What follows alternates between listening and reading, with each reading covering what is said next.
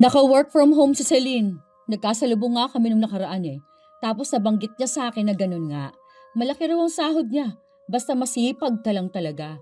Huwag ka lang yung panireklamo, ganun. Kasi kung mabilis kang mapagod, sa bahay ka na lang talaga muna. Baka imbis na makatulong, mas lalo ka pang makadagdag ng problema, di ba? Tsaka yun si Celine, masipag talaga yun eh. Kapag sinabi noon na gusto niyang kumita ng pera at tumulong sa asawa niya, aba, talagang ginagawa niya ha. Hindi yung puro lang salita. Hindi yung puro lang pangako, ganon. Tapos ang sipag din noon sa gawaing bahay. Wala rin yung anak, alam ko eh. Tapos yung asawa niya kapag uuwi, ang ayos na ng bahay. Tapos walang kalat. Tapos lagi pang nagluluto. Mga ganong bagay ba? Talagang kumikilos siya. Ayaw din nun yung tamad na laging nanonood lang. Tapos anong oras nagigising ng umaga para magluto, yung ganon. Tapos hihintayin pa yung asawang umuwi bago kumilos. Pero okay lang din naman sa akin kung gusto magkaroon ng katrabaho ni Rufina. Minsan kasi masaya rin yun may kasama ka ibang tao. Para nakakahalubilo din siya ng iba na pwede niya maging kaibigan. Yung mabait, ganun. Yung hindi mahilig magparinig. O bakit? Hindi ba ako sapat na kasama niya rito sa bahay? Tsaka anong mapagparinig? Basta ganun. Mahirap na rin kasi na laging iisang tao lang nakakasama niya. Hayaan mo na. Desisyon naman namin to. Ikaw ba kailan ka mag-a-apply ng work? Sadyang may mga taong mas gustong magparinig kaysa direktang sabihin sa isang tao kung ano ang problema nila. Ganon si Brenda. Mas pinipili pa niyang magsalita ng hindi maganda at sadyang pinaparinig sa kanyang hipag. Dahil sa ganitong pag-uugali, daranasin niya ang parusa ng itim na kapangyarihan. Magagawa pa kaya niyang magbago at matuto? O habang buhay na lang niyang daranasin ang parusa? Baby, tingnan mo tong post ni ate. Bakit? Anong meron? Pinaparinggan niya na naman ata ako. Ang sabi kasi dito, ang hirap talaga magkaroon ng kasamang Disney princess sa bahay. Di ba? Lagi niya akong tinatawag na Disney princess. Sabi pa rito sa comment ng tita niyo, sino raw ba yun?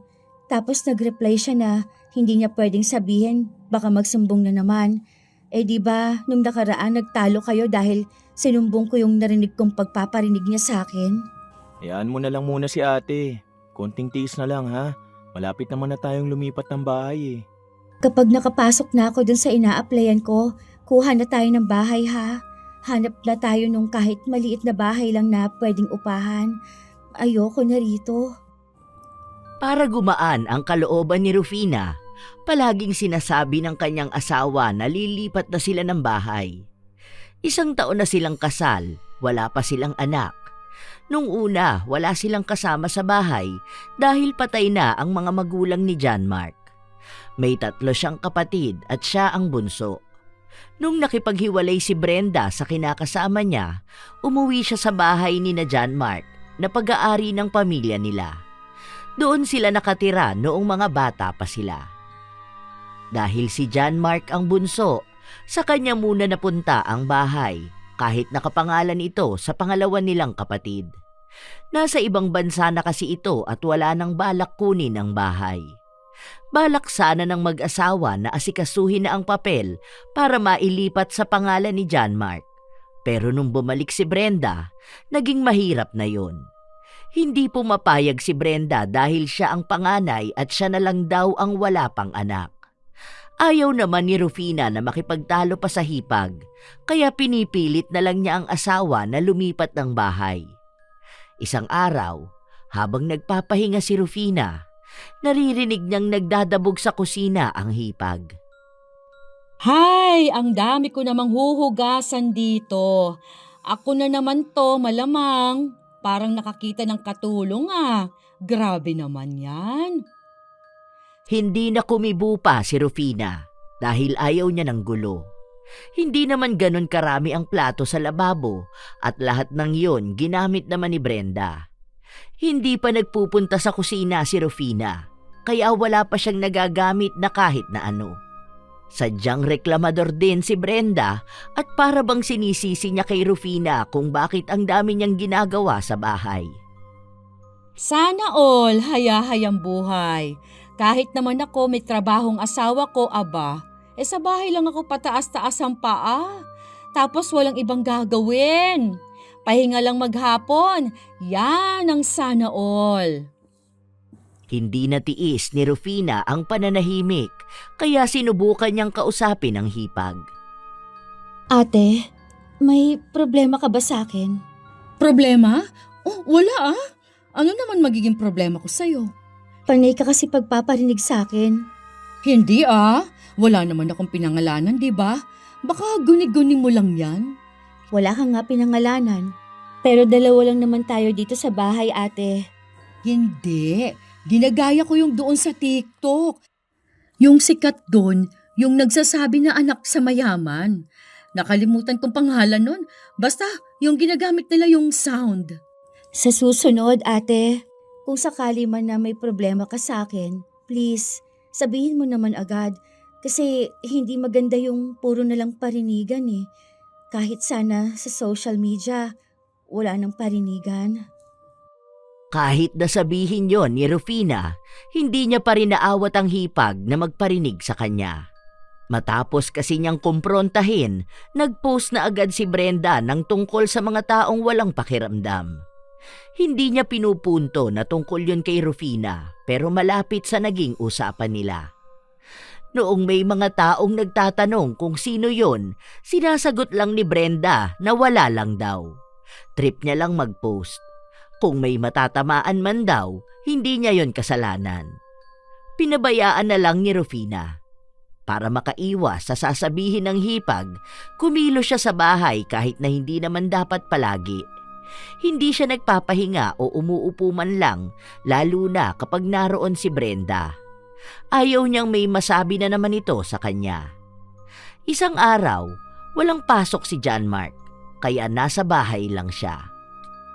John Mark, Rufina, kakain na. Tara na, sabayan niyo na ako. Wow, anong ulam te? Bopis, ang aga ko ngang gumising para lang makapagluto. Sa bagay, lagi naman talaga akong maagang gumigising para makapag-asikaso dito sa bahay. Ako lagi yung nauuna ba na gumising sa inyo. Kaya ako na lang din yung naghahanda ng almusal. Salamat, ate. Ako na lang ang maglilinis ng kusina pagkatapos kumain. Ay, salamat naman. Ang sakit din ng likod ko. Gusto ko magpahinga. Kahit nga huwag ka na masyadong kumilos dito sa bahay, ate. Lalo na yung pagluluto kada umaga. Ano namang kakainin natin kung hindi ako magluluto, di ba? Tsaka parang nga may mabaon din yung asawa mo. Pwede naman akong bumili sa labas te. Hindi dapat ganun. Dapat gigising na maaga para magluto. Para mas makakatipid. Tapos alam mong ligtas pa, di ba? Ganun naman talaga yun. Hindi yung kung kailan papasok ang asawa, tsaka lang din gigising. Dapat mas nauunang gumising yung babae. Kasi siya yung maghahanda ng pagkain ng asawa niya. Ganun din yun kapag may mga anak na. Kasi hindi mo naman pwedeng sabihin na gumising kapag papasok na rin ang mga bata. Ano, sa labas na lang din sila kakain. Pagiging responsable yon sa bahay. Gumigising naman ako ng maaga, ate. Nauuna ka lang talaga sa akin. Hindi naman ikaw yung sinasabihan ko. Bale, sinasabi ko lang to para sa alam mo yon, idea lang. Sige na, tara na, kumain na tayo. Gusto ko na rin magpahinga at nananakit na talaga ang balakang ko. Ganito talaga kapag trentahin na. Parang hindi makakain ng maayos si Rufina, lalo na at ang daming tumatakbo sa utak niya. Buong araw natahimik lang si Brenda dahil naroon din naman si John Mark. Pero minsan, may mga sinasabi siya na natatamaan si Rufina. Pero ibinabaling na lang din ni Rufina ang isipan na baka nga hindi yon para sa kanya.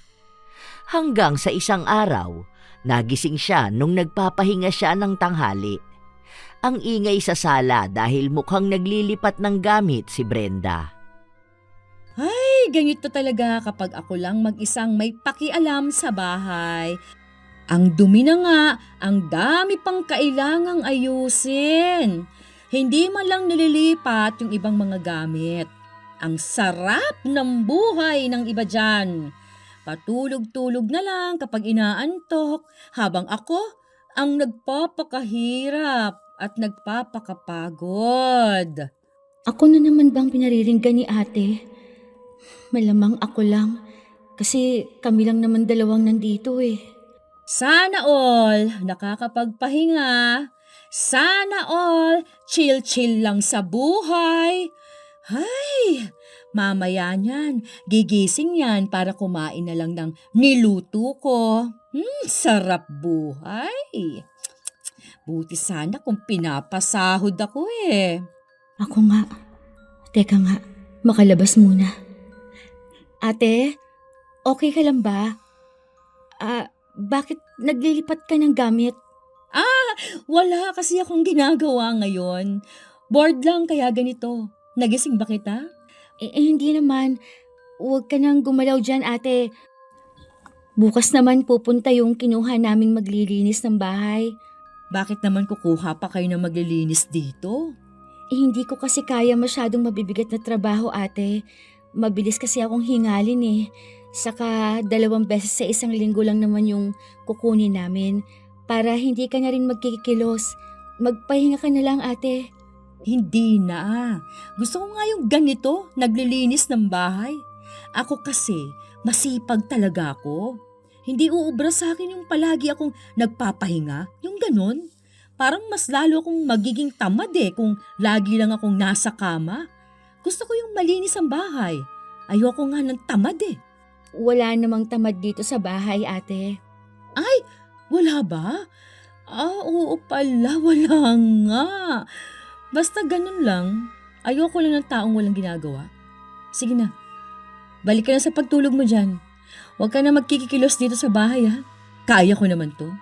Huwag mo nang galawin yan, ate. Maaga naman bukas yung maglilinis dito. Hindi na, nasimulan ko na Ako na to, kaya ko naman. Nako, baka naman mapagod ka dyan. Saka na ako magpapahinga. Matutulog naman na rin mamaya. Ikaw din pala. Baka hindi ka na makatulog dyan mamayang gabi. Sure ka ba dyan? Oo, sure na ako. Pinagsarhan ni Rufina ng pinto ang kanyang hipag. Pero kahihiga niya pa lang, naririnig na naman niya ang pagpaparinig nito. Alam niyang sinasadya lang ni Brenda na wala siya dahil ayaw direktahin sa mukha niya kung ano ang mga nais nitong sabihin. Hay, hindi talaga marunong makiramdam. Hirap maging Disney princess. Hindi marunong tumulong. Hindi marunong makaramdam sa sinasabi ng iba. Ay, okay lang. Ganito talagang buhay. Baka mamaya masabihan lang na nakikitira na nga lang. Makapaglinis na nga. Total, ako lang naman ang maaasahan sa bahay na to. Kababaeng tao ang tamad. Pinabayaan na lang ni Rufina ang ganong ugali ng kanyang hipag. Para walang masabi sa kanya, siya na lang ang nagluto ng hapunan nila. Simula nung nakasama nila si Brenda, tila ba naging mabigat ang lahat sa kanila, lalo na sa kanilang bahay. Para bang palaging kailangan niyang kumilos at magpapansin na may ginagawa nga siya. Hindi katulad noon na silang dalawa lang ng asawa niya ang nasa bahay. Hindi naman siya tamad dahil kusa siyang kumikilos sa bahay. Malinis ang lahat ng gamit nila. Papasok at uuwi galing sa trabaho si John Mark na meron siyang pagkain. Pero ngayon nakasama na niya si Brenda, kailangan lagi siyang kumilos na para bang napakarami na nilang anak na dapat alagaan. Isang hapon, walang pasok si John Mark. Lumabas silang mag-asawa.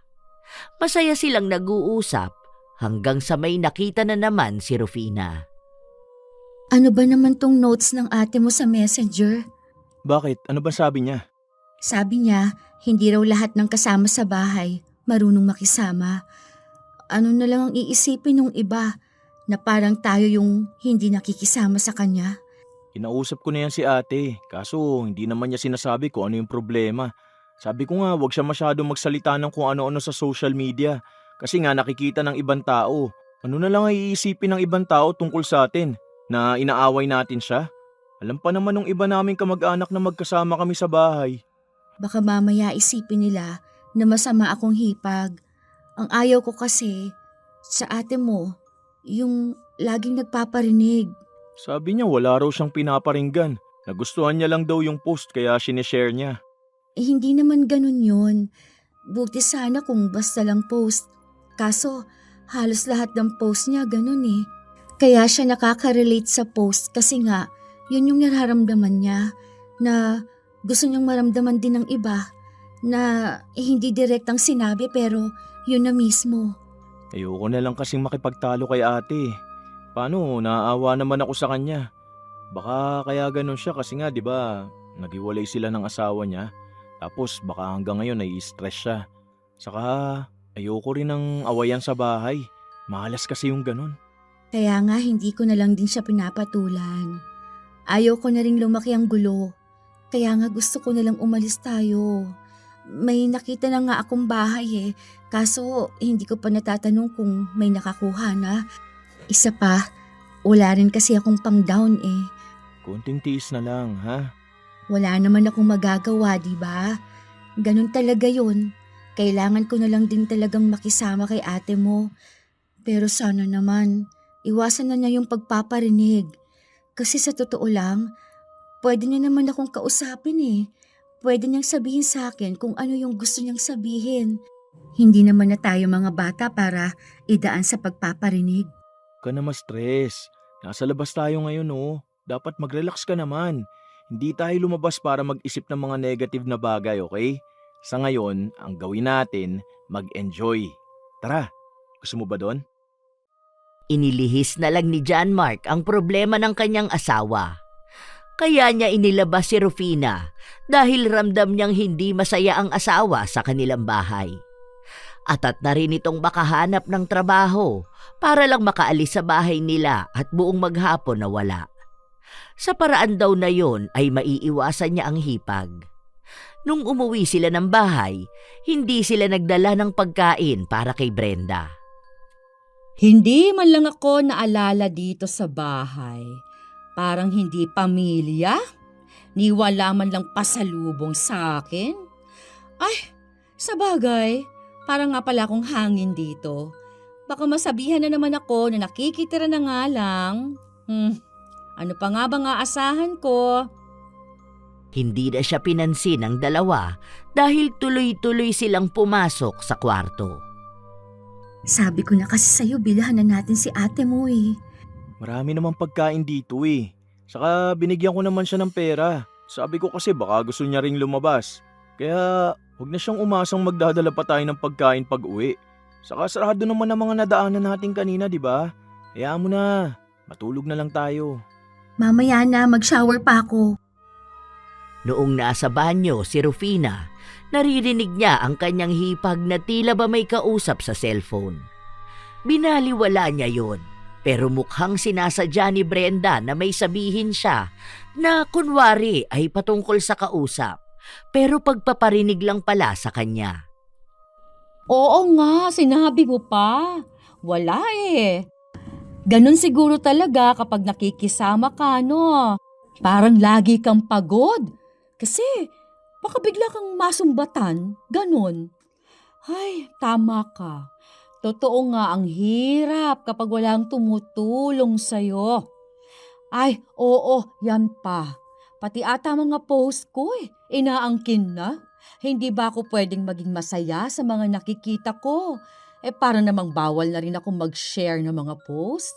Ay, bakit ba ganito? Natigilan si Brenda noong lumabas na ng banyo si Rufina. Ay, andyan ka pala. Oo ate, hindi ba naririnig na may tao sa loob? Hindi ko masyadong narinig kasi nga may kausap ako. Hindi ka pa ba matutulog ate? Hindi pa. Maglilinis pa ako ng kusina. Naku, hindi ko kaya kayang hindi ito malinisan. Parang nandidiri ako Hindi naman madumi ang kusina ate. Naglinis na ako dyan kahapon. Ay, we. Malinis na pala yan sa lagay na yan. Hindi kasi ako satisfied. Hindi kasi ako ganyan maglinis. Tinuruan kasi kami noon na dapat isa sa malinis na parte ng bahay yung kusina nga namin. Kaya hindi ako natutuwa kapag ganyan. Ay, sige na, matulog ka na. Ako nang bahala dito. Hindi na lang kinibo ni Rufina ang kanyang hipag. Malinis naman ang kusina at wala naman siyang nakikita na kahit na anong dumi. Pero mukhang hindi naman dumi ang problema ni Brenda, kundi siya mismo. Dahil lahat na lang ng ginagawa niya, para bang dinodoble lang gawin ng hipag. Kung magwawalis siya, uulitin lang din at sasabihin sa kanya na hindi siya malinis magwalis. Kaya minsan, hinahayaan na lang niya itong gumalaw sa bahay. Ang problema lang, palaging nagpaparinig si Brenda. Isang araw pa, may naging bisita sila sa bahay. Kamag-anak daw nila pero wala si John Mark kaya silang dalawa lang ang nasa bahay. Hindi rin makahalubilo si Rufina dahil sobrang sakit ng puso niya. Kaya nakahiga lang siya sa kama. Po, ewan, masakit daw ang puson. Meron daw po siya ngayon eh. Pero baka ayaw lang lumabas nun. Si John Mark naman mamaya pang gabi yun uuwi. Alam nyo naman yon, hardworking. Nakipag-usap ang bisita nila at nangamusta sa samahan nila sa iisang bahay. Minsan daw kasi may pagkakataon na hindi maganda na magkasama ang maghipag sa iisang bahay. Okay naman po, nakikisama na lang po ako eh.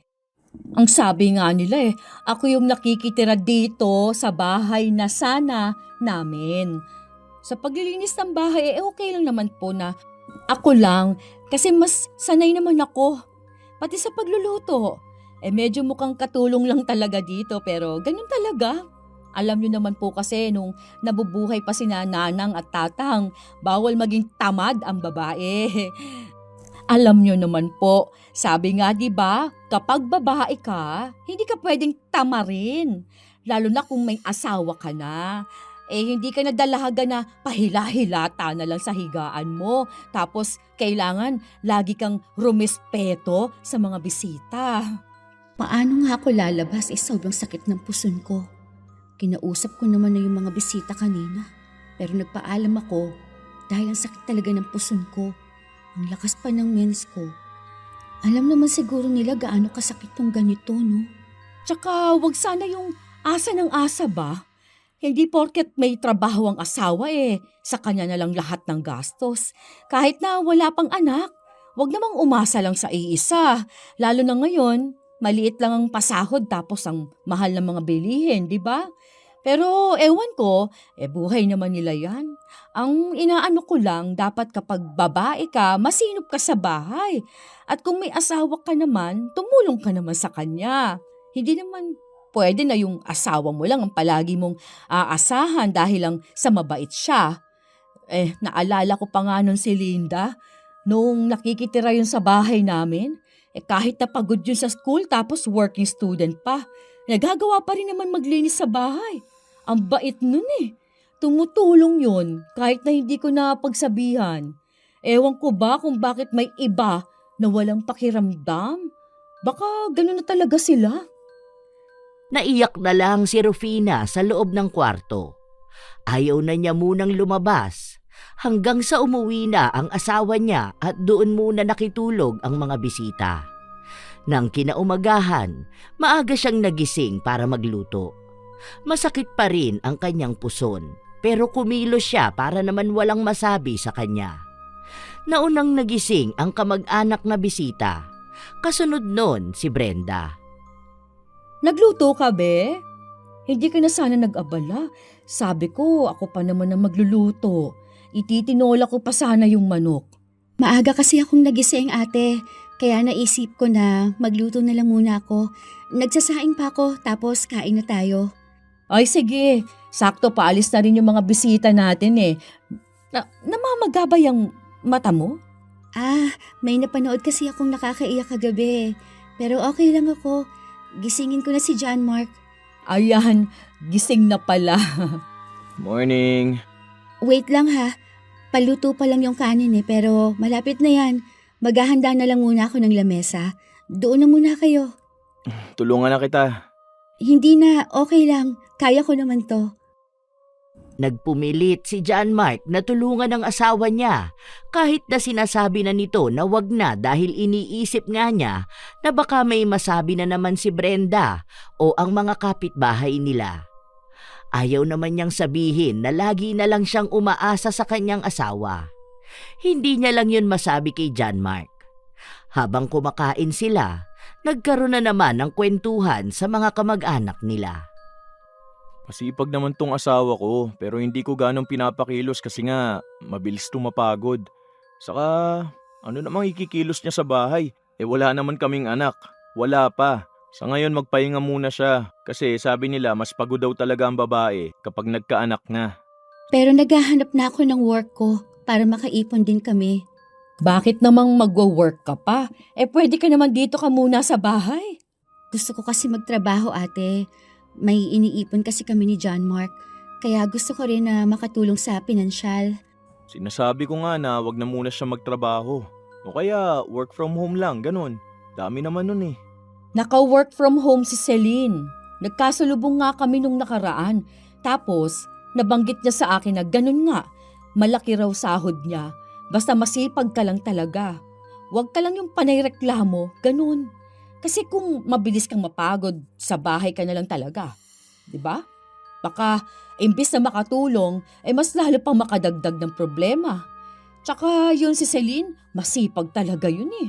Kapag sinabi no na gusto niyang kumita ng pera at tumulong sa asawa niya, aba, talagang ginagawa niya. Hindi yung puro lang salita. Hindi yung puro lang pangako, ganun.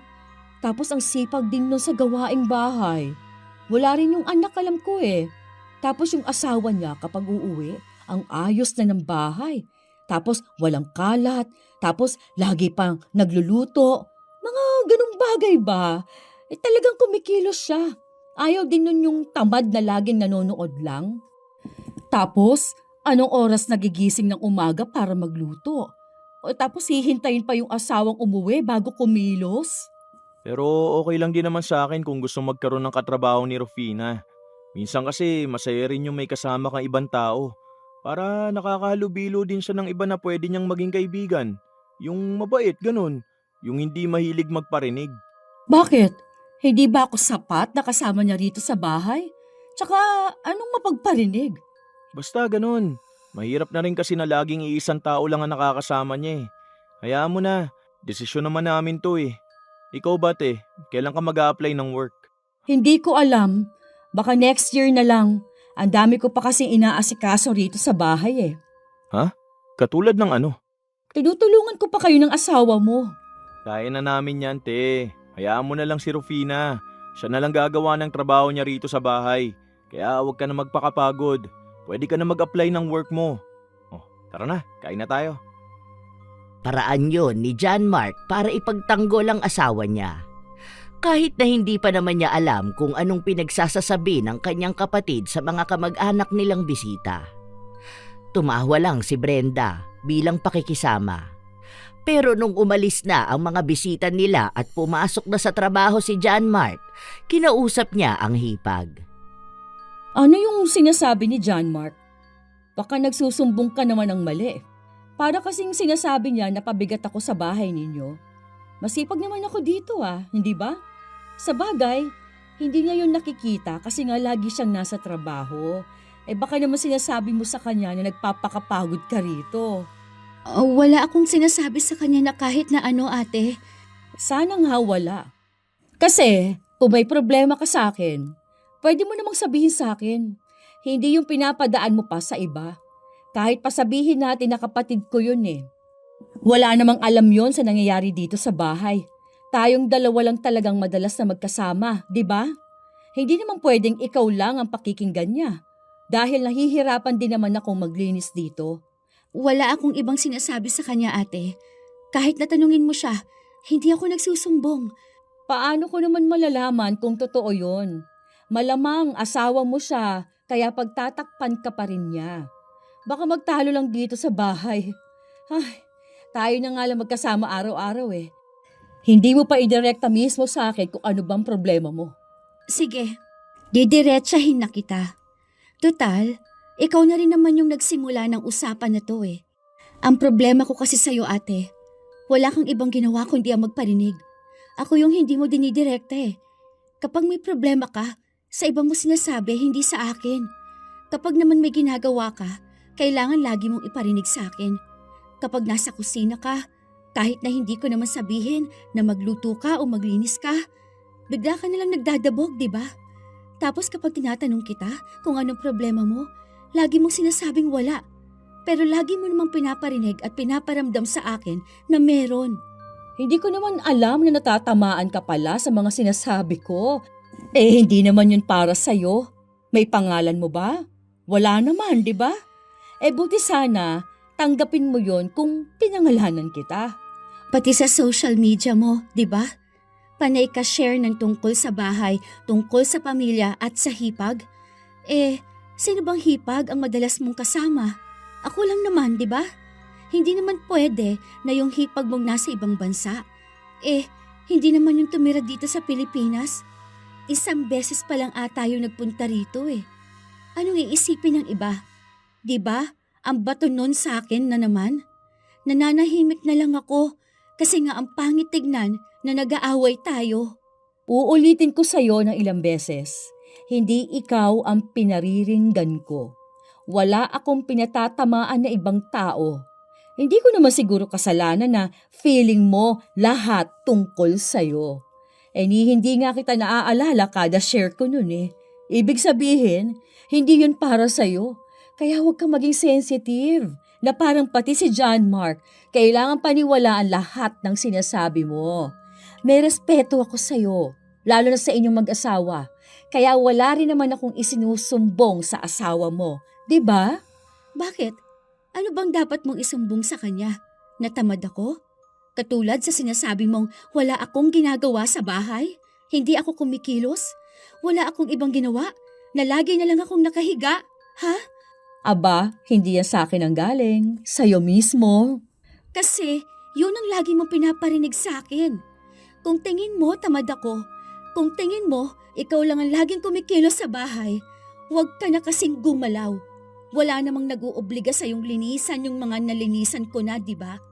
Hindi ko naman pinaparinig sa iyo na nagdadabog ako kapag akong naguhugas sa mga plato na ikaw lang naman din ang kumain. Kaya utang na loob, kung ayaw mong napapagod ka sa kalilinis dito sa bahay, huwag kang kumilos. Dahil hindi ka naman namin pinipilit. Mas lalong hindi ko pinaparamdam sa iyo na dapat maging katulong ka rito. Kusang loob ko yun. Kusang pagkilos ba at pagtulong dito sa bahay? Kusa naman pala. Bakit kailangan mo nang iparinig sa akin ng napapagod ka? Tapos kailangan mong ipagkalat sa iba na parang aping-api ka namin dito? Hindi ka nga sinusumbatan ng asawa ko kapag nagbibigay siya ng pera sa'yo, di ba? Alam mo, wala kang sense kaaway. Ang pangit mo kasagutan. Walang saysay itong ginagawa natin, alam mo ba? Nagpapakapagod lang at nagsasayang lang tayo ng laway. Bahala ka dyan. Basta wala akong ginagawang masama. Pareho lang din sa akin, ate. Wala rin akong ginagawang masama. Noong araw na yon, mas lalong lumala ang pagpaparinig ni Brenda. Lagi rin itong nagdadabog tuwing kumikilos siya. Pero hindi na lang binibigyan ng pansin ni Rufina. Ayaw na lang niyang lumala pa ang gulo dahil sa ugali pa lang ni Brenda, halatang hindi na ito tumatanggap ng puna. Hindi rin ito mapagsasabihan dahil sa katwiran niya na siya pa rin daw ang mas matanda. Pero siya ang hindi makausap ng maayos at hindi nilalawakan ng pag-unawa. Wala namang sinasabi si Rufina sa kanyang asawa, pero mukhang pansin ni John Mark ang alitan ng dalawa. Nagtalo ba kayong dalawa? Nino, Ni ate, pansin ko na parang hindi kayo nagpapansin ng dalawa eh. nagkasagutan kami nung nakaraan. Bakit? Paano? Panay daw ako sumbong sa'yo. Ewan ko ba sa ate mo? Ayaw ba niya sa akin? Kausapin ko na lang siya bukas. Hindi na. Huwag mo na lang muna kausapin. Kasi magkakagulo lang kami lalo eh. Bahala na siya. Hayaan mo na lang din muna. Baka kasi sabihin nun, sinisiraan ko na naman siya. Sabi na may kakaiba na naman sa inyong dalawa eh. Paano, may nakikita akong mga post niya. Parang tungkol yata dito yung sa bahay. Yung mga parinig niya. Ayaw naman kasi ng ate mo ng kumprontahan eh. Kaso ayaw ko naman pumatol sa puro lang parinig. Ang pangit kasi nun. Ang daming taong makakakita ng problema na dapat kaming dalawa lang yung nag-uusap. Pwede naman niyang sabihin sa akin kung tamad ako. Kung hindi siya nasiyahan sa luto ko. Kung hindi niya gusto ang paraan ko ng paglilinis sa bahay. Pero hindi yung dabog siya ng dabog. May nakarating pa nga sa akin kahapon eh. Yung pinsan ninyo, si Birday ba yun? Oh, ano namang sinabi niya? Yun nga raw. Na parang sinasabi sa kanya ni ate mo na hindi ako magandang kasama sa bahay. Na parang bakit daw ako pa naging asawa mo. Kako, wag na lang niyang sabihin sa akin yung mga ganung bagay. Kasi hindi naman ako sasagot. Ayoko namang manira ng tao. Ano na? Hindi pa ba talaga tayo lilipat ng bahay? Hindi pa kaya. Baka nga isa ako sa matanggal sa trabaho eh. Bakit? May tanggalan na naman bang magaganap? Oo eh. Sinabi nila na palugi na nga yung kumpanya. Iniisip ko kasi na kapag lumipat tayo ng bahay tapos bigla ako nawalan ng trabaho, ang hirap nun, di ba? Baka magsayang lang tayo ng pera tapos babalik na naman tayo dito sa bahay. Alam mo naman kung gaano kahirap maghanap ng work ngayon eh. Ay, sige, okay lang. Hayaan mo na. Pagtitiisan ko na lang ang ate mo. Sana naman magbago na siya. Kahit na anong pakisama ang gawin ni Rufina, hindi yun binabalikan ng maayos na pakikitungo ng kanyang hipag.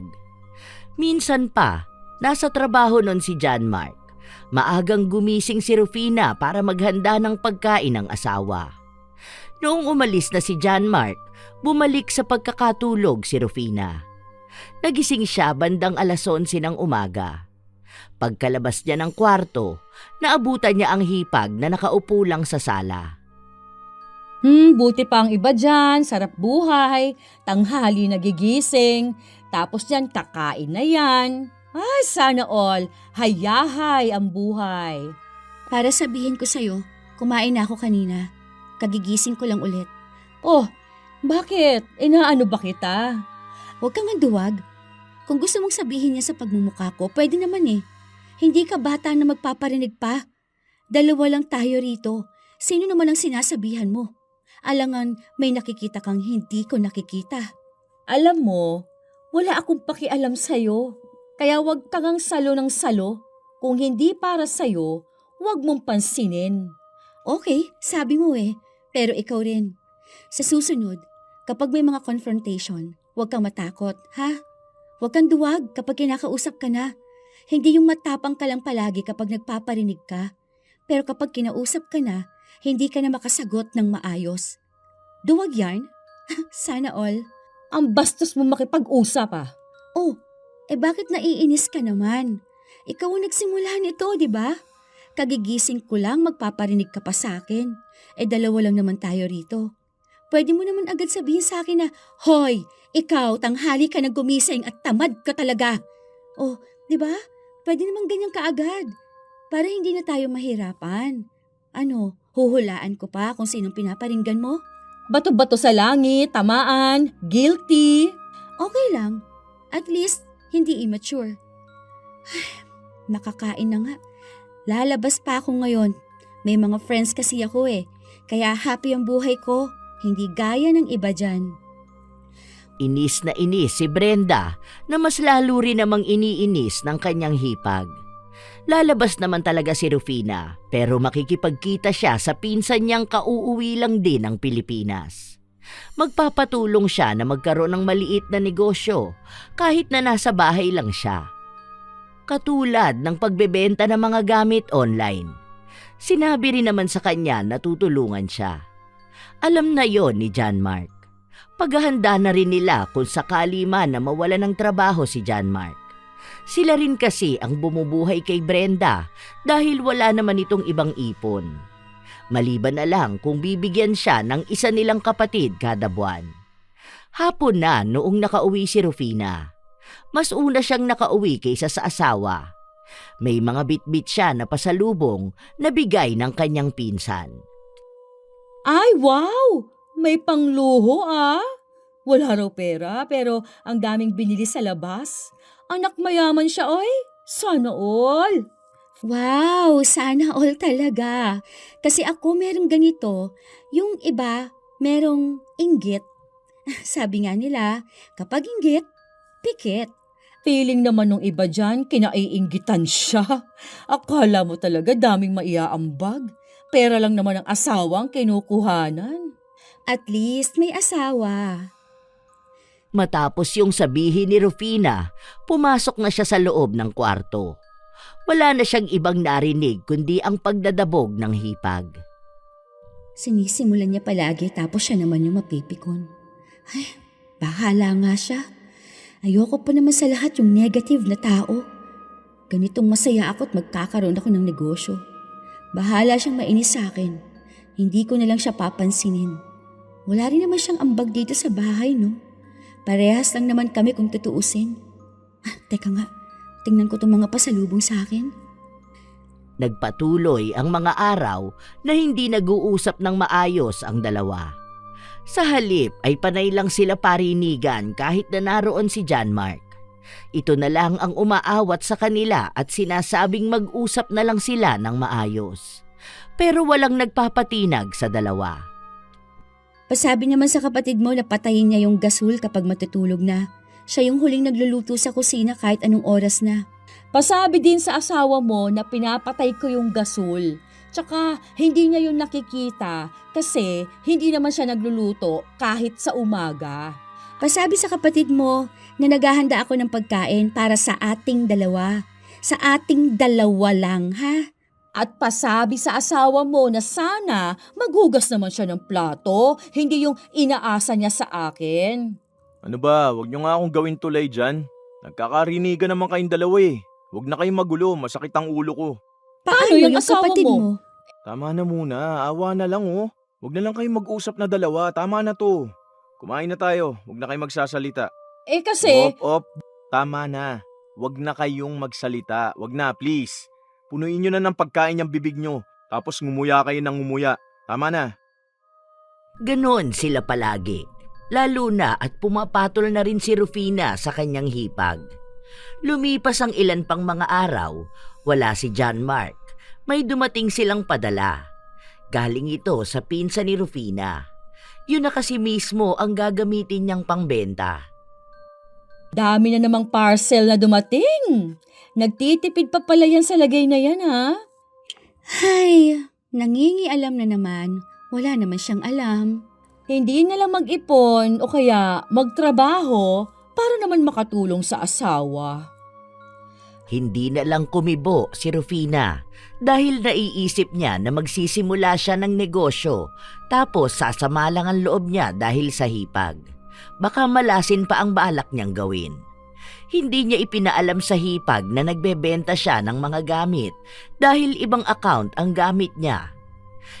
Iniipon niya lang ang bibili at 2 beses sa isang linggo siya lumalabas para magbenta. Madalas siyang lumabas ng bahay kaya akala ng hipag niya ay kung ano na ang kanyang ginagawa. Alam naman ni John Mark ang negosyo niya at nakikita na malaki ang kinikita niya. Umabot pa sa punto na mas malaki ang kita ni Rufina kaysa sa sahod ng kanyang asawa. Nilihim nila ang negosyo na yon dahil nga ayaw ni Rufina na malagyan ng negatibong enerhiya ang pinagkakakitaan niya. Hanggang sa unti-unting nagkaroon ng mga usap-usapan tungkol kay Rufina. Pinaghihinalaan na siyang may lalaki. Narinig niyang pinag-uusapan siya ng mga tsismosa sa kanila at noong makipagsagutan siya sa mga yon, nalaman niya na galing lahat kay Brenda. Kaya umuwi siya ng bahay na galit na galit. Hay, buti naman naisipan niya pang may bahay siyang uuwian. Tapos na rin siyang makipagharutan sa iba. Uuwi na sa asawa niya na para bang hindi maghapon nakipaglandian. Kung ano-ano na naman ang pinagsasabi mo sa akin, chismosa ka rin no? Oh, ano na naman bang ginawa ko sa'yo, ha? Ano, May isisisi ka na naman sa akin?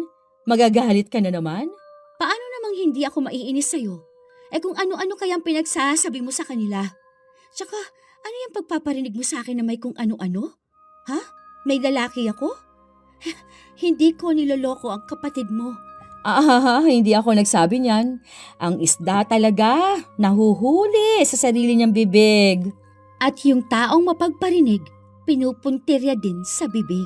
Basta wala akong ginagawa. Kung natatamaan ka sa mga pinagsasasabi ko, iisa lang ang ibig sabihin nun. May ginagawa ka talagang mali. Wala akong ginagawang mali. Kahit itanong mo sa kapatid mo, hindi ko siya niloloko.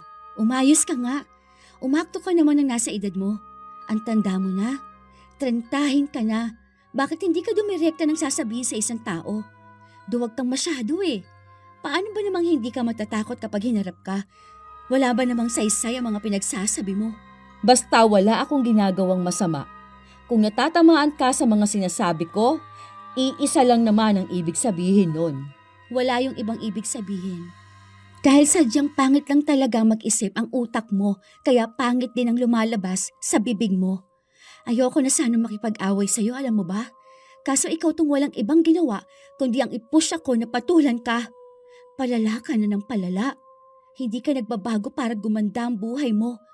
Nagbabago ka para lang mas lalong pumangit yung ugali at mindset mo. Magbago ka na. Yung totoong pagbabago.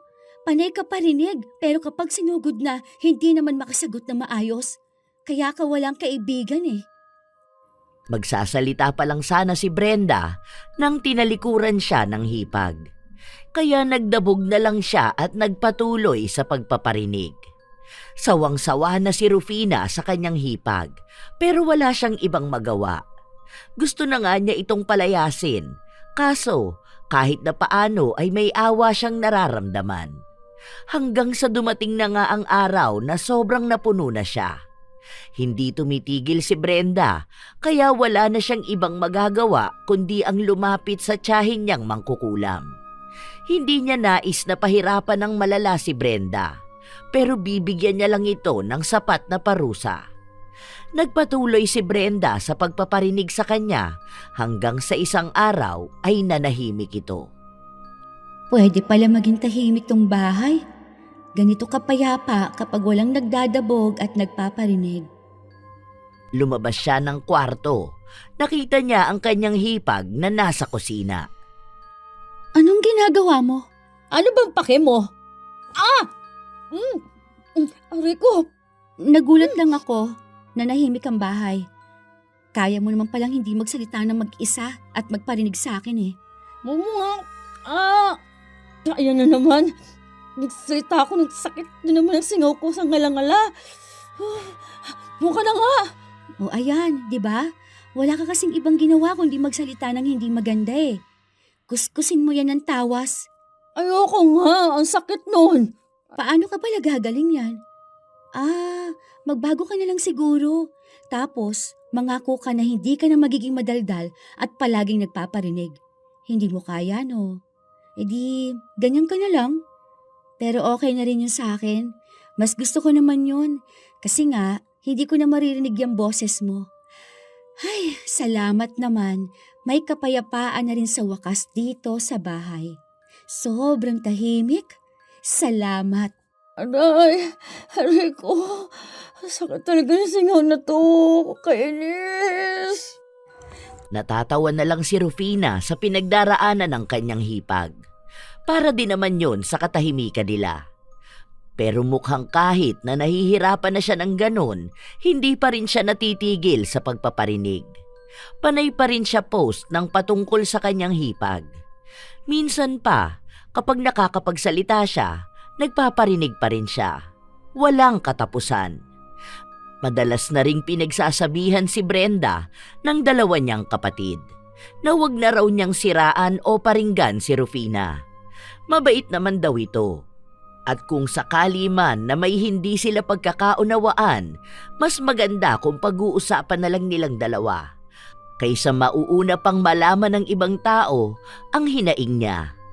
Pero walang pinakikinggan si Brenda.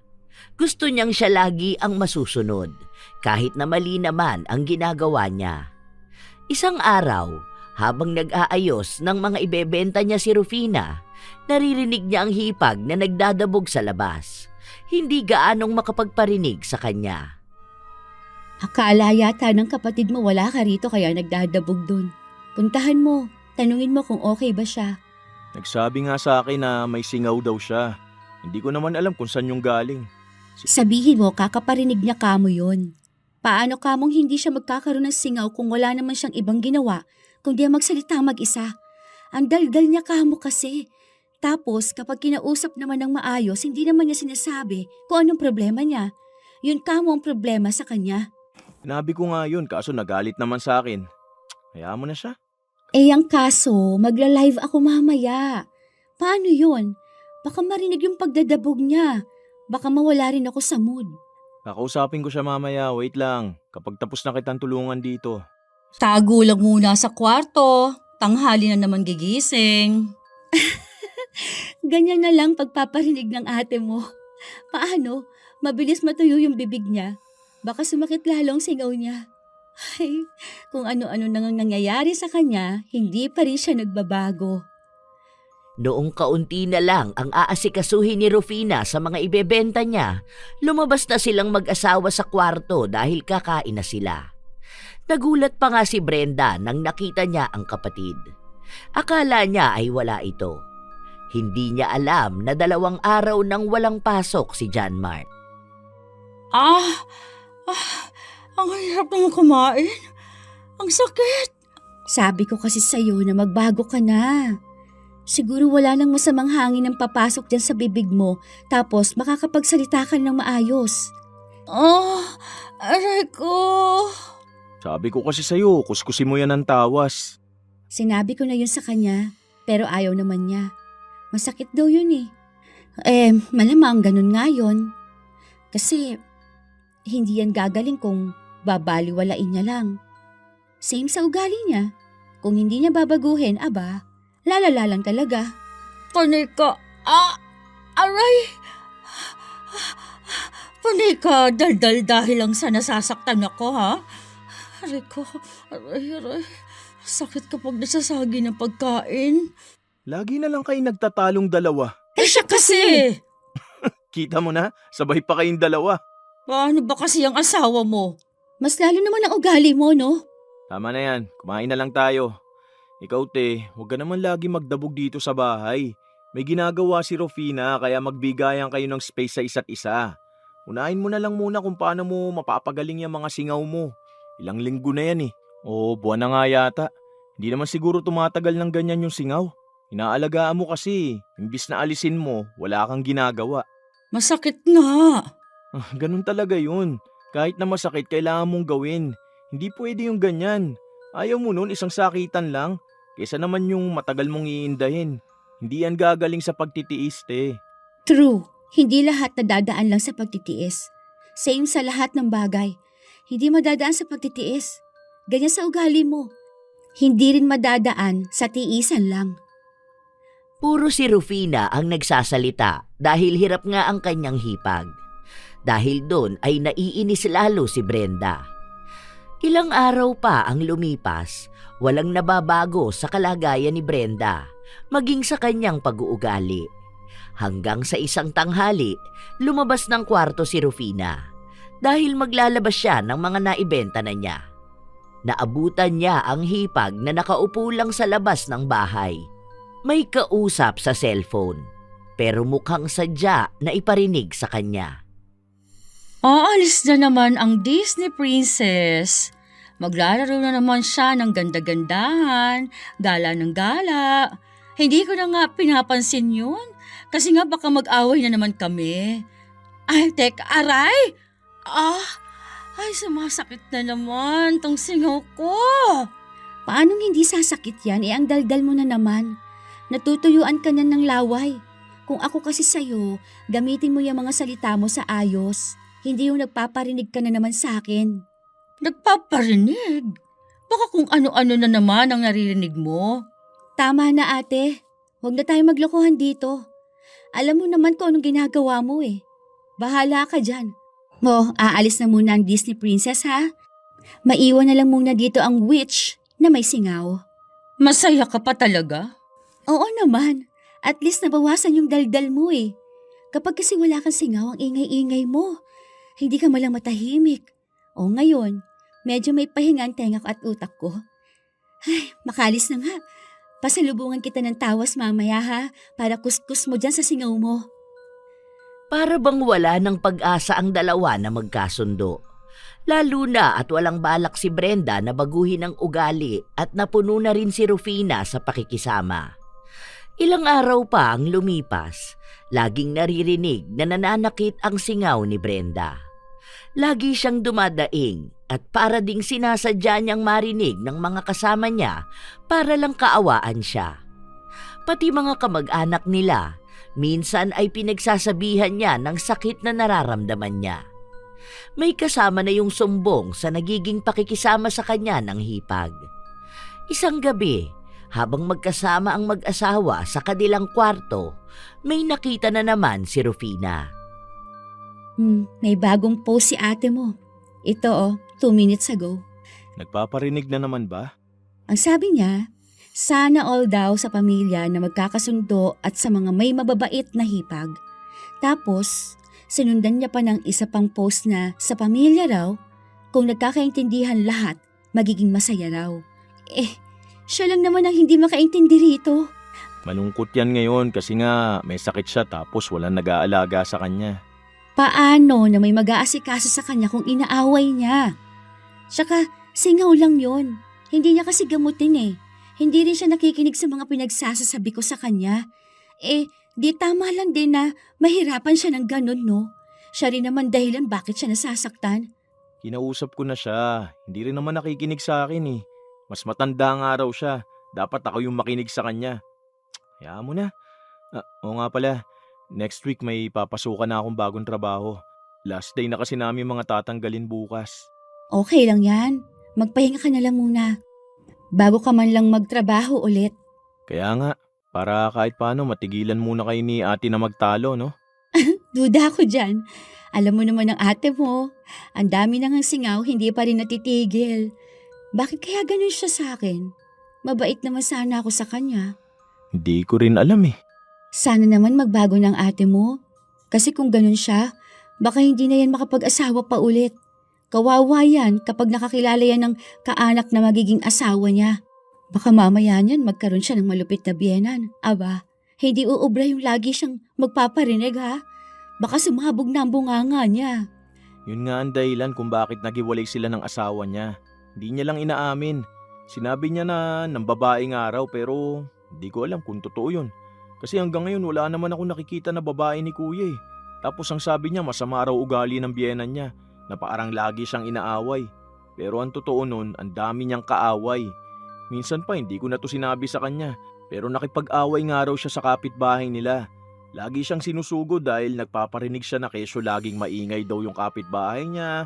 Na kapag nagtatapon ng tubig parang direkta sa kanila, ganun. Yun na nga ang problema sa ate mo. Kung mali ng iba, pwede naman niyang idirekta, di ba? Hindi yung magpaparinig pa siya. Kasi mas nakakainis yung paparinggan ka kaysa yung sabihin mo ng direkta. O tapos laging sa ibang tao pa manggagaling kung ano yung gusto niyang sabihin sa'yo. Pwede namang makipag-away siya ng direktahan eh. Ang duwag kasi nun. Bata pa lang kami ni na ate, mahina na siya sa direktang komunikasyon. Hindi siya nagsasabi ng problema niya ng harapan. Ayun na nga ang napansin ko sa kanya. Takot sa confrontation. Takot siya mapahiya. Takot siya kapag harap-harapan na pero maldita naman. Laging tinatanggi yung mga ginagawa niya. Lagi niyang sinasabi na hindi sa akin o hindi kung kanino man. Kasi takot siya kapag inaaway na siya. Ilang beses ko na siyang kinausap pero wala. Sana magbago pa siya. Kung hindi na, wala na tayong magagawa. Sana makaipon na tayo para umalis na tayo. Hindi kasi ako mapahiram ni kuya kasi nga kapapanganak lang ng asawa niya. Saka ayoko namang umasa sa kapatid. Mag-ipon na lang tayo para makalipat na tayo. Desidido na rin si John Mark na umalis dahil nakikita niyang nagiging malala na ang alitan ng dalawa. At hindi na yun nagiging maganda sa samahan nila. Hindi na maganda sa kanilang lahat. Malaki ang posibilidad na masira ang mga relasyon nila. Ilang araw ang lumipas, wala nang trabaho si John Mark, kaya tumutulong na lang siya sa kanyang asawa sa negosyo nito.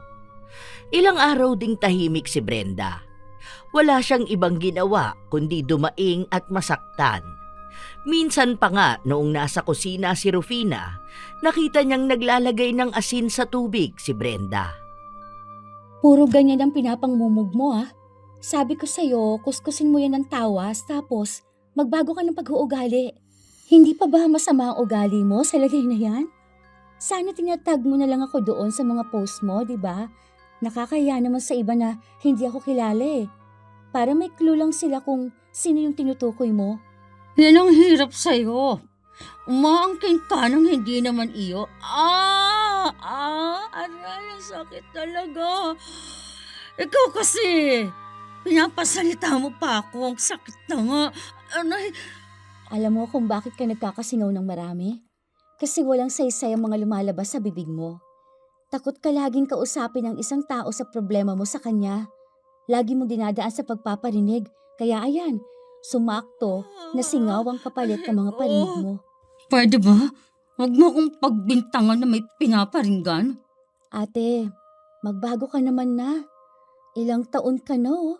Tumatanda na tayo. Huwag mong bitbitin yung nakasanayan mo nung bata ka pa. Imagine, dapat matured ka na.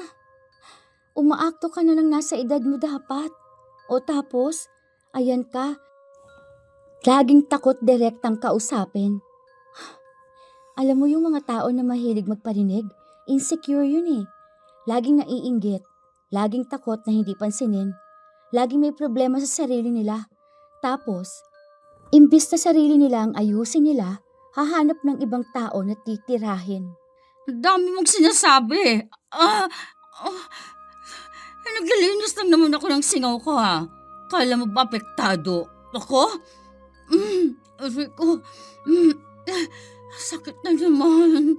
Alam kong apektado ka, kahit na hindi mo aminin. Takot ka naman umamin, di ba?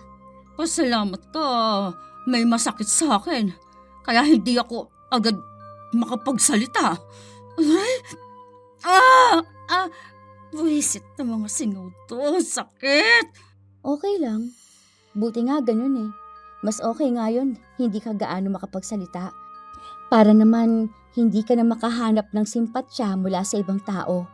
Sana naman ate, malaman mo naman na kung anong mali mong ginagawa.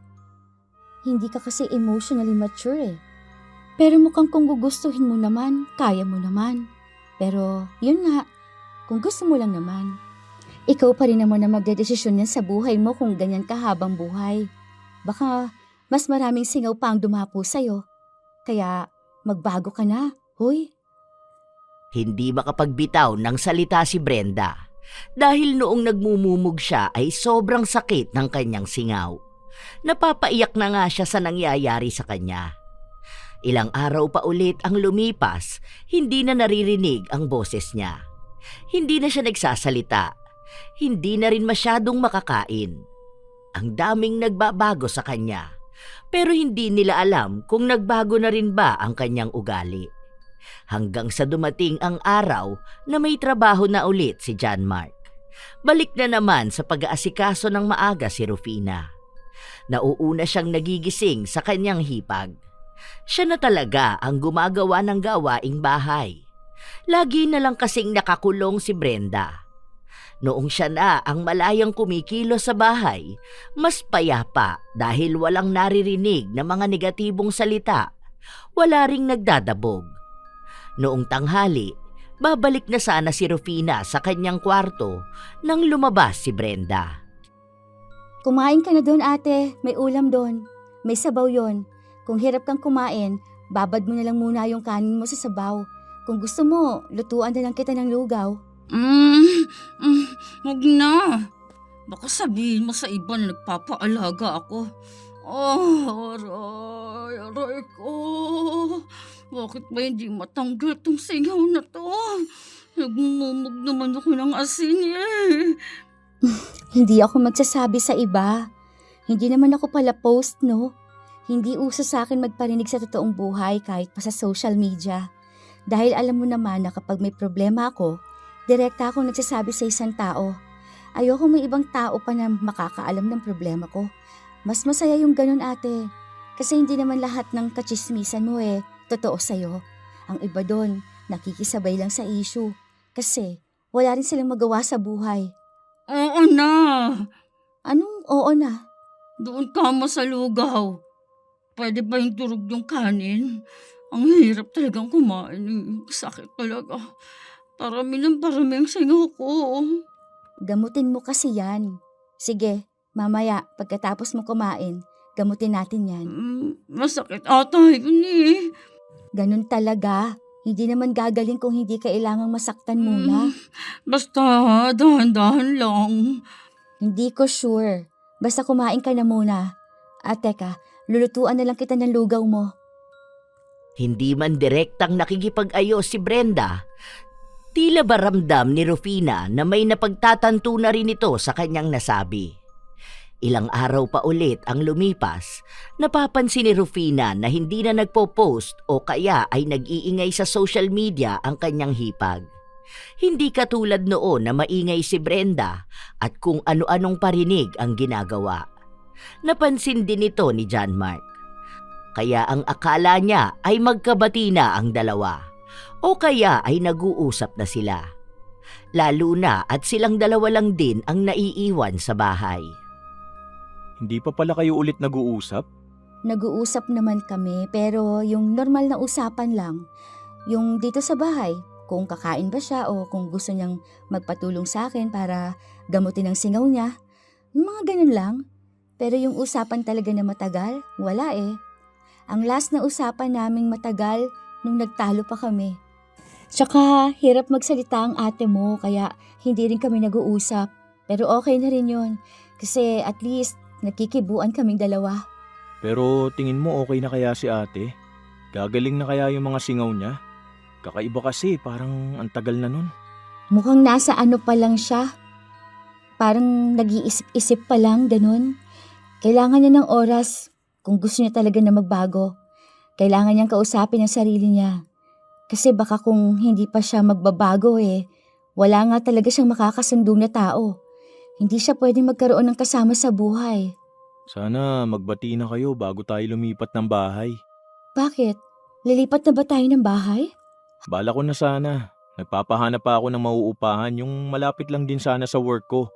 Meron daw nakita yung mga katrabaho ko eh. Kaya yun na lang ang titingnan ko. Pero saka na muna kapag nakasahod na ako. Para kapag nanghingi ng bayad makakapagbigay ako. Hanap na lang din ako. Kahit yung maliit lang. Yung kasya muna tayong dalawa. Wala pa naman tayong anak eh.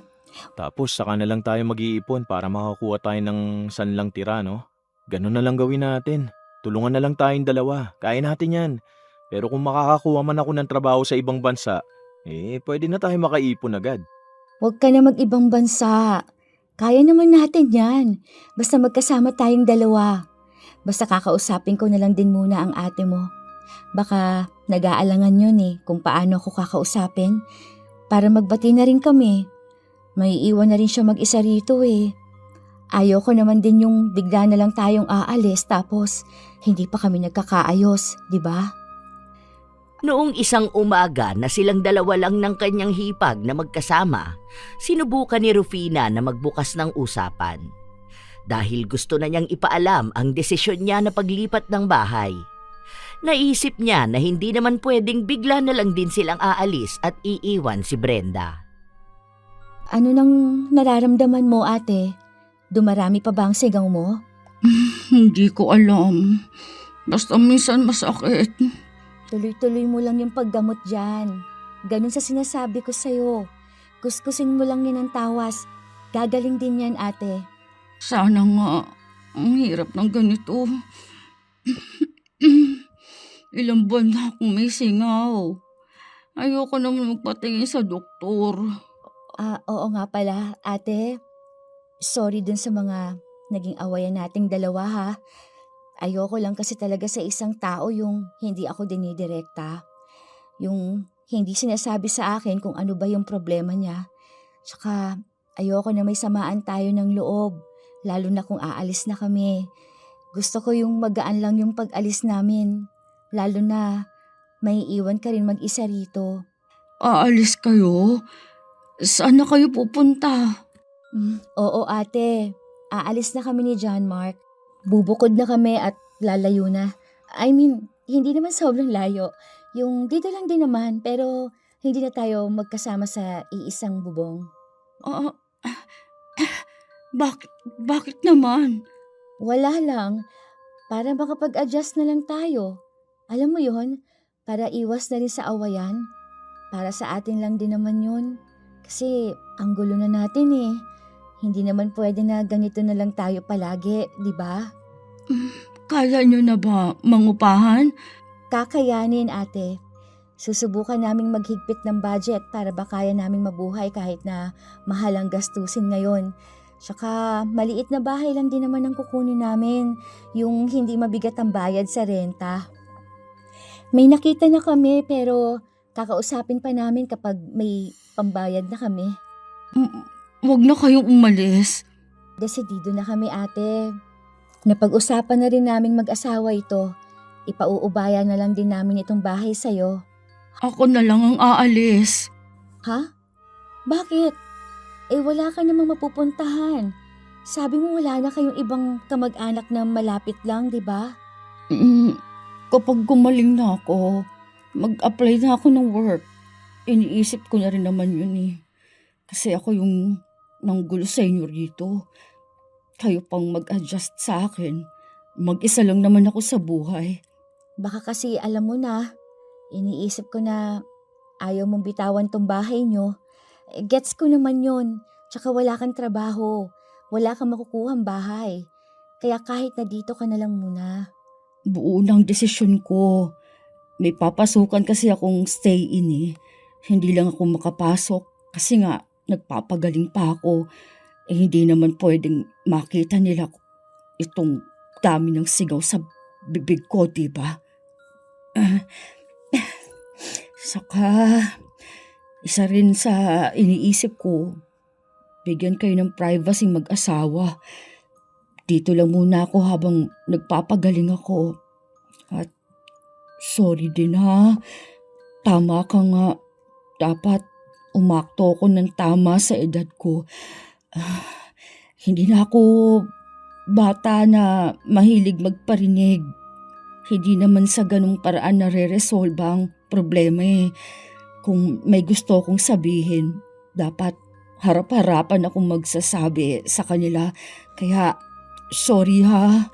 Okay lang yon ate. Wala na sa akin yon. Basta, gusto ko lang din talaga na magbago ka na. Mas matuto ka ng mangdirekta lang sa tao kung may gusto kang sabihin sa kanya. Nakakasawa rin naman kasi yung puro na lang pasaring. Pero alam ko naman na mababago mo pa ang ugali mo. Dahil mukha namang totoo ang sinasabi ni Brenda, pinaalis na ni Rufina ang kulam na pinagawa niya. Matapos doon ay siya mismo ang tumulong sa hipag na magamot ang mga singaw.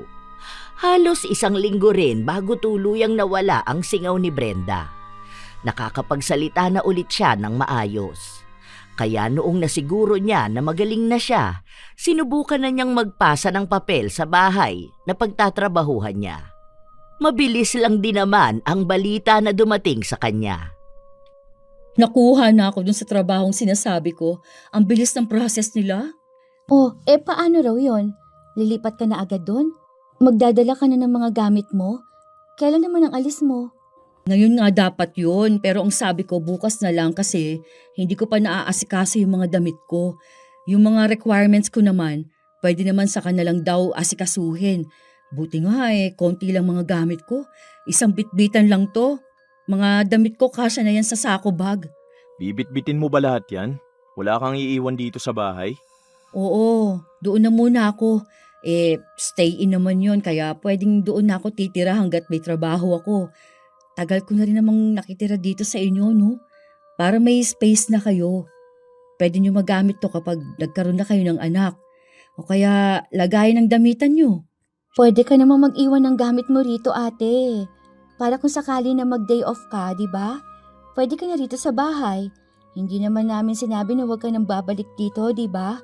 Okay lang talaga sa amin kahit minsan nandito ka. Sure ba kayo? Baka makaabala lang din ako rito sa inyo.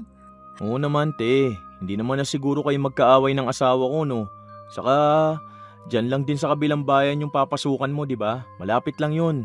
Mga 45 minutes sa biyahe lang naman yun. Kapag day off ko o kaya may okasyon, makakauwi ka rito. Para may damit ka. Alam nga naman kapag uuwi ka rito o kaya bibisita, magbitbit ka pa, di ba? Oo nga ate. Lalo na malapit na magpasko para makauwi ka rito. Sige, gusto ko yan. Ako nang may sagot ng pangsalad natin. Oh, may ambag na ako ha. Hindi tulad ng iba dyan. Buti naman matatahimik na ang bahay. Wala nang mag-aaway. Buti naman tahimik na yung dalawa dyan. Hindi ka marunong. Nagpaturo ka na lang sana sa ate mo. Expert yan si ate. Hoy, ayoko na no. Okay na ako. Hindi na ako magpaparinig. Baka magkaroon pa ako ng singaw. Ang sakit mo pa naman mangkuskus ng tawas. Grabe ka. Ay, sige na nga. Mag-empake na ako at maaga akong pinapapunta bukas. Para makakain na yung isa dyan. Hindi na naging mabigat sa kanilang puso ang mga sandali na yun. Ang dating ugali na kinaiinisan kay Brenda ay naging katatawanan na lang kapag nag-uusap-usap sila. Sa paglipas ng panahon, nakakilala rin ng bagong asawa si Brenda. Nagkaroon ng anak sina Rufina at John Mark. Naging mas masaya pa ang kanilang samahan. Minsan naman ay bumibisita sa Pilipinas ang isa pa nilang kapatid kasama ang pamilya nito. Lalo na noong inayos na ang paglipat ng titulo sa pangalan ni John Mark. Naging masaya at maayos silang magkakapatid. Minsan, may makikilala ka talagang tao na mahilig magparinig. Mga taong takot magsabi ng direkta. Mahilig magpasaring at tila dinadaan sa biro ang mga parinig. Akala nila mas ligtas ang ganong gawain, pero mas nagdudulot lang ito ng sakit at pagkalito. Ang ugaling mapagparinig ay senyales ng takot. Takot sa harapang usapan, takot na masagot, at takot na managot sa sariling salita. Kaya sa halip na maayos ang problema, mas lalo lang lumalala. Nagiging dahilan ng pagkasira ng relasyon at pagkawala ng respeto. Kung may problema, matutong magsalita ng malinaw at mahinahon. Ang diretso at maayos na komunikasyon ay hindi kabastusan. Isa itong uri ng respeto sa iyong sarili at sa iyong kapwa. Tandaan, hindi mo kailangang sukatin ang sarili sa parinig ng iba. Ang taong panatag sa loob, marunong magsalita ng tuwiran at tapat. Ang duwag ay nagkukubli sa salitang bitin at pahaging. Samantalang ang matapang, humaharap, malinaw, buo at may paninindigan. Kayo ba mga apo? Nakakilala na ba kayo ng taong magaling lang kapag nagpaparinig pero hindi naman makasagot kapag kinumpronta na? Maaari nyo yung ibahagi sa amin kasabay ng inyong opinyon ukol sa ating bagong kwento. Naway nakapaghatid ito ng magandang aral. Ito ang inyong Lola Telang at maraming salamat sa palagi ninyong pakikinig mga apo.